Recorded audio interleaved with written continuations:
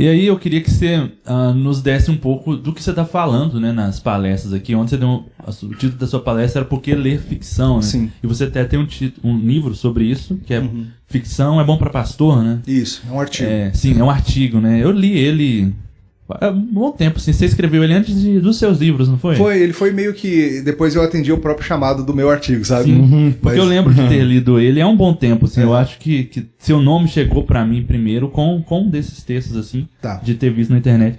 Eu queria que você sintetizasse pra gente essa ideia. Por que o cristão deve ler ficção? Perfeito. E eu creio que vale dizer, quando a gente fala do cristão, juntando com o que eu acabei de dizer, que a gente tá falando de todos, não só das crianças, né? Porque às vezes as pessoas acham, eu já ouvi esse tipo de coisa, que eu gostava de histórias quando eu era criança, mas eu cresci, deixei as coisas de menino, ainda acho que tá citando a Bíblia certa, né? Ainda acho que tá citando a Bíblia certa, né? Mas não é isso.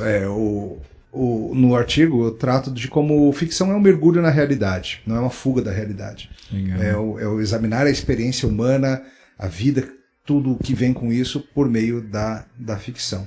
E cristãos adultos talvez não entendam isso ainda. Muitas vezes, às vezes eu recebo, por exemplo, no Instagram, um pai, uma mãe que está meio assim, pastor, eu vi seus livros aqui, eu queria saber, minhas filhas têm 5 e 8 anos, são bons livros para eles? Eu respondo, olha, mas eu escrevi para você, muito mais do que para suas filhas. A pessoa fica assim, sério? É para os adultos? É, para adultos. Meio que assim, para os adultos fosse só os livros de teologia. Exato, crianças leem ficção e adultos leem teologia. Na verdade, é tudo junto. Então, no artigo, eu boto 3 pontos básicos. O primeiro deles é o deleite mesmo. É a alegria de que ler é bom, é uma coisa que enche o coração, que distrai a mente, que trabalha a imaginação. Então, é uma delícia. Quem gosta de ler sabe como é bom você se mergulhar ali numa história que se passa 500 anos atrás, 500 no futuro, na sua cidade ou num outro planeta, seja onde for, e você sumir ali por horas, ou por meia hora que seja. Quem gosta de ler conhece a experiência de você estar com um livro na mão e você, qualquer 2 minutos que você tiver esperando o ônibus, na fila do banco, alguém atrasou, você, não preciso ver o que está acontecendo aqui, não é possível, não acredito, o vampiro pegou o padre, você fica louco assim, e alguém chega para conversar e você querendo continuar a sua história, porque é uma delícia. Então a primeira razão de que ler ficção é bom é porque é uma delícia mesmo. Sim. E a gente não precisa ter medo e nem diminuir esse aspecto, sabe? Sim. Quando a gente aprende isso, é bom, não é bom? Não, é uma delícia. Sim. Tem esse aspecto da imaginação, né? Eu fico imaginando o quão é importante para a imaginação isso. Se você está lá lendo um livro e você está entretida porque a sua imaginação está sendo está se engajando com aquela história, está sendo formada.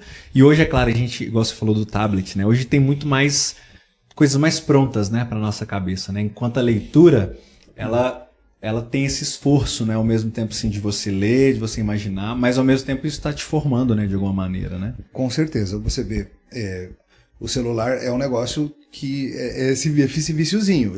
Eu vejo, às vezes, assim, eu estou dirigindo, eu paro no sinal, me dá, assim, uma vontade de... Eu sei que eu vou ter 30 segundos ali de abrir o celular e ver se tem um WhatsApp, se tem uma notificação no Twitter, se tem um negócio... Porque é um negócio que engaja a gente o tempo todo, né? Então, é meio até desesperador. Então, eu me forço a sempre sair com um livro na mão, pra onde eu vou. Legal. Pra tentar preencher esses pequenos vazios, lendo 2 páginas. Um livro de papel. Livro de papel. Porque se eu abrir o meu aplicativo do Kindle, entre e chegar no Kindle, eu vou ver vários numerozinhos ou sinaizinhos me indicando que alguém me falou alguma coisa, que alguém disse alguma coisa. Então, um livro de papel. Esse que é um ponto, assim, ainda dentro de deleite, que eu acho que talvez a literatura consegue reduzir a nossa ansiedade, assim, né? Porque o celular, a gente que vive nessa era tecnológica, essas coisas nos deixam ansiosos, porque é muita informação ao mesmo tempo, né? Assim, essa geração, então, que a gente tá vivendo de TikTok, desse feed infinito de vídeo, nossa, eu fico estressado quando vejo esse feed infinito de vídeo, assim, porque é muita informação, a pessoa tá falando de um assunto, aí já vem, você encosta, aí já muda. E tudo muito rápido, porque tem que ser falado aquilo ali em 1 minuto e meio. Né? E na literatura eu tenho que simplesmente... Não tem nada, só tem letras na minha frente, mesmo que seja um livro ilustrado, mas a maior parte vai ser texto. E é isso. Chato. Luzes piscando. Não tava vendo outro dia uma piada de Reels ou TikTok, é assim... alguém tentando contar uma história, e aí, gente, não sei o que, todo mundo conversando, blá, blá, blá, não sei o que. Aí ele pega uma televisão e põe um vídeo, que agora eles estão fazendo isso no TikTok. O vídeo só do TikTok não basta. A pessoa, ela coloca um outro vídeo embaixo, com um vídeo, tipo assim, aleatório. uma pessoa fazendo um negócio, cozinhando um negócio muito rápido. Ou seja, o nível de distração, né? No TikTok, dentro do TikTok, alguém tem que botar alguma coisa Você já precisa de uma pra distrair. extra pra distrair. Exato, que loucura, Isso né? é preocupante mesmo, cara. Você vê uma propaganda que eu vi de relógio, um relógio assim, de pulso analógico. Eu não lembro qual era a marca, mas falava assim, para que você que quer saber a sua hora, quer saber as horas sem ter ver que tem 5.000 mensagens não lidas. Nossa. Sim, faz todo sentido. No seu smartwatch você vai abrir para ver a hora, você nem lembra de ver a hora, porque você veio no seguinte. Sim. Então é um foco, é uma ideia de foco mesmo. E a leitura permite isso. A leitura, diferente, por exemplo, do cinema, às vezes você tem a mesma obra, foi adaptada ao cinema, ou foi adaptada a uma série da Netflix, ou seja o que for, mas você tem que andar no ritmo que o diretor, que o cineasta dita. Sim. Quando você está lendo, não, você anda no seu ritmo. Você pode esticar aquilo por muitas horas. Do mesmo jeito que às vezes a gente não quer parar de ler, tem livros que eu quero parar de ler, porque eu não quero que acabe. Eu falo, não, hoje eu não vou ler mais, não, porque eu sei que faltam só 20 páginas, eu estou gostando demais, eu vou segurar, eu não vou ler hoje. É uma experiência muito diferente, né? A história no texto e a história no filme. Eu tive uma experiência... A maioria dos filmes que eu li que foi adaptado de livro, normalmente eu vi o filme primeiro e depois descobri que tinha livro. Tá? Até Nárnia, assim... Por exemplo, Feiticeiro Guarda-Roupa, eu vi o filme depois que eu fui ler o livro. Tá. Agora, um específico, o Orgulho e Preconceito, eu li o livro e eu fiquei uns 2 meses lendo, devagar, paralelo com outras coisas. Aí, no dia que eu terminei, eu fui assistir o filme e eu fiquei decepcionado com o filme. E o filme é bom, foi bem adaptado. O filme é bom. Só que, assim, uma cena que eu tinha ficado 2 semanas lendo, no filme foi 5 minutos. Porque, assim, quando eu tava lendo, tava lendo devagar, tem muito mais detalhes. E no filme eles não vão conseguir, senão teria que ser uma série, né? Aí, eu acho que até tem uma série do Orgulho e Preconceito, só que não tem em português. Né? Pra ter tudo tinha que ser uma narração. Sim, porque assim, de tempo de leitura é umas 20 horas. O tempo de tela vão ser 2. E tem algumas coisas que a tela não consegue mostrar, que são às vezes os pensamentos dos personagens. Exato. Alguns filmes até colocam assim, aquela narração, né? Só que você não, mesmo assim você não imede, porque o tempo todo você vai ter imagem, né? Agora, ali no fluxo de pensamento, por exemplo, que a gente tem no texto, na tela é impossível fazer um fluxo de pensamento, várias falas assim aceleradas, enquanto isso está acontecendo alguma cena e tal. Sim. Então, é uma experiência muito diferente o texto, né? Não, com certeza. E eu não diria que uma é superior à outra, são diferentes, só diferente. Mas essa experiência que você descreveu geralmente é o caso. A pessoa que tem o livro favorito, ela vai ver o filme e fala, poxa, não acredito, mudou totalmente. Ele nunca faria isso, ele não é assim. Porque a sua imaginação pensou num rosto, pensou numa voz, pensou num ambiente. Obviamente o diretor de arte, o cinematografista, todo mundo teve que bolar um ambiente, tudo que talvez tenha sido diferente do que você imaginou, né? Mas sim, a leitura ela permite esse mergulho bem mais profundo e duradouro na história. Então, mas e o pastor? O pastor precisa disso mesmo? Ele precisa ler essas coisas? Precisa sim. E aí a gente puxa para outras razões que eu trago da importância. Muitas vezes o pastor, em geral, são homens bem ocupados, né? Pessoas que têm muita coisa para fazer, cuidar das ovelhas, preparar um sermão, tarefas burocráticas, administrativas, enfim. E, infelizmente, alguns não gostam nem de ler teologia. Mas tem esse detalhe. Mas alguns gostam de ler só teologia, com a ideia de que a vida é curta, o ministério é apertado, se eu vou ter um tempo para ler, eu preciso ler algo que vai me ajudar numa controvérsia, num aconselhamento, numa pregação, alguma coisa. E beleza, isso é legítimo. Porém, a literatura ela vai ter para o pastor também o outro benefício que é além desse do relaxamento, da distração, que é o de complicar a nossa visão. O que a literatura faz? A ficção, ela dá ânimo, ou dá vida a outras formas de ver a vida, de ver o mundo. E nós, pastores, nós que estamos pregando, nós precisamos entender isso. Eu estou pregando o evangelho, digamos, na minha igreja, no meu púlpito, e eu tenho ali, ouvindo, tem adolescentes que amam assistir doramas, tem senhorinhas que vieram de outro estado, tenho casais jovens, tenho pessoas que estão tentando a vida, tem pessoas que passaram por um divórcio, tem pessoas que perderam um filho, tem pessoas que não param de ter filho. Tem tudo isso acontecendo ali naquelas 100, 200 pessoas que estão me ouvindo. A experiência de vida delas é extremamente diferente.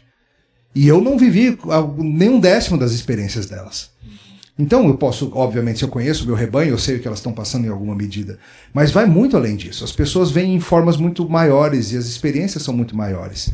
Então, por meio de ler ficção, eu sou apresentado a maneiras muito diversas de enxergar a realidade. De pessoas que viveram num tempo diferente do meu, em culturas muito diferentes da minha, que têm narrativas de vida muito diferentes da minha. pessoas que passaram por traumas absurdos, por perigos grandes, por aventuras maravilhosas, pessoas que viveram uma vida tediosa e simples, tranquilinha, sem sobressaltos. E tudo isso colore a minha visão como teólogo, como pastor. Me ajuda a sair de mim mesmo. Porque nós temos esse modo padrão, né? Eu interpreto a realidade com as minhas lentes e meio que eu imagino que é assim, pronto. Mas como é bom você ver as coisas de outro jeito. A Bíblia é muito séria nisso. Nessa ideia de que nós devemos ser prontos para ouvir. Prontos para ouvir, tardios a nos irarmos, tardios a falarmos. E isso vai mais do que só na conversa. Muitas e muitas vezes, quando eu estou aconselhando um casal, por exemplo, eu escuto o ponto de vista dela e eu falo assim, ela tem toda a razão. Até que eu escuto ele. Aí eu falo, você tem toda a razão. E claro que nenhum dos dois tem toda a razão. Provavelmente é algo mais complexo. Mas isso é um exemplo simples de como a vida é diversa. E às vezes eu estou olhando de fora, eu tinha o meu julgamento. Ele mudou com uma opinião, ele mudou com uma, ele muda com a terceira. Porque essas perspectivas estão trazendo nuance para eu entender como a vida funciona. Isso não é relativismo. Não é que qualquer perspectiva é válida. Mas é a ideia de nuance. E a literatura me ajuda nisso, ao me jogar nos olhos, pés e vidas de outras pessoas. Então começa por aí. Sim. A gente tem um olhar viciado nosso, né, de ver o mundo a partir da nossa experiência, né? Perfeito. Então, se a gente não ter essa empatia de tentar enxergar o mundo pelo olhar do outro, né, a gente não vai conseguir se relacionar bem com o outro, né? E a literatura vai nos ajudar nisso, né? Você citou exemplo de ontem, né, numa palestra, assim, que eu não sou mulher, eu não sou negro, eu não passei por abuso, mas eu posso ler um livro de alguém que está nessas três condições e sentir um pouco do que ela sente, né? E exatamente por ser no papel, assim, né? Ou mesmo que fosse um Kindle, mas ser o texto, que eu vou ficar um tempo maior me relacionando com aquilo, a experiência é um pouco maior, né? Porque eu vou ter que... Isso mexe com a imaginação, que o Bruno falou, né? Que talvez no cinema, né? No filme, já tá tudo entregue ali, ajuda um pouco a ficção ali do filme, né? A gente sente a emoção, tem outros recursos, né? De trilha sonora, todos os efeitos, a atuação dos atores e tal, que já mexe um pouco com a nossa emoção. Só que é um período curto, né? E a gente tem que imaginar menos, né? Porque já tá tudo ali, já tá entregue pra gente. Mas né? eu acho que também são aspectos da imaginação diferentes, talvez, né? Sim. Bota fé? Sim. Porque são formativo de qualquer forma. Sim. Eu falo assim, porque de alguma maneira, quando você vê também, você interpreta, né? O que você tá vendo, assim. Pessoas veem de formas diferentes também. Mas eu concordo com o que você está falando, no sentido de que você passa mais tempo fazendo esforço, né? Sim. Então, não sei, é difícil também, né? Eu acho que essa questão do tempo investido, ela pesa também. Porque às vezes eu assisto um filme de 1h30, acabou o filme, filme legal, beleza. À noite eu já nem lembro do que eu assisti, dependendo. Alguns filmes marcam e ficam com a gente. Sim. Mas muitos a gente realmente se vão. Agora, se você investiu ali 20 horas de leitura ao longo de 3, 4 semanas... Aquele livro andou com você por muita coisa. Ele andou com você, ele foi pra lá, ele foi pra cá, ele pegou. Você leu quando você estava cansado, você leu quando você estava triste, você leu quando estava animado, você leu depois da vitória do seu time, você leu depois da derrota do seu time. Ele vivenciou com você, ele foi mais um amigo que andou contigo do que simplesmente algo que você parou pra fazer por um tempinho. Então eu acho que ele cria essa conexão mais profunda um pouco, pelo menos um pouco, do que o filme que você vê. Sim. Mas assim, da história de ficção em si, né, da gente entrar numa história de alguém muito diferente de nós, de outra época ou de outro contexto cultural. Histórias que eu já li que se passam, sei lá, África, né, ou China, ou né, Inglaterra, assim, e toda a cultura daquilo ali, eu não teria a oportunidade de ir nesses lugares todos e viver tudo aquilo, né? Eu não tenho tempo de vida suficiente para ir a todos esses lugares, conhecer todas aquelas culturas, ter todas as experiências. E isso só dos contemporâneos, né? Sim. Porque às vezes é a Inglaterra do século XVIII ou é a China do século XV, então aí nem disponível está, não adianta ter dinheiro. Sim, você não tem como ir. Mais, né? Mas na literatura, ali na ficção, eu vou conseguir ter essa experiência, né? E a simpatia, né, que você falou, de perceber outras experiências de vida muito diferentes da minha, coisas que não fazem sentido. A gente... Às vezes eu converso com alguma pessoa e que a lógica de vida dela é completamente diferente da minha, assim, tem coisas que pra gente é óbvio e pra outra pessoa é um absurdo, né? Sim. E vice-versa, assim, né? E na hora que você escuta a história daquela pessoa, até numa conversa mesmo, né? Começa a fazer sentido um pouco por que a pessoa vê daquela forma, né? Sempre que eu escuto aquela frase assim, eu não consigo entender como tem gente que... Uhum. Muitas vezes a gente vê isso, né? Essa frase mostra justamente essa falta de empatia. Sim. Porque existe muita gente que faz isso, ou vive disso, ou pensa isso. Então, assim, para nós que estamos com uma grande comissão em mãos, parte do que o Senhor Deus nos entregou é justamente fazermos discípulos de todas as nações, ensinando-nos a guardar todas as coisas que Ele tem comandado. Então, passa por isso. Passa por como que eu vou construir pontes evangelísticas, pontes apologéticas, pontes de aconselhamento entre essa pessoa que eu olho para a vida dela e falo, não consigo imaginar como que alguém seja. Sim. É bom que você comece, porque Cristo te deu a tarefa de ir lá e tentar se conectar com ela. Sim. E se você a olha com desprezo, você dificilmente vai ter essa disposição para, talvez, na sua visão, se rebaixar ao nível dela ou ir ao encontro dela. Então isso ajuda muito a gente a ver pessoas melhor, sabe? Sim.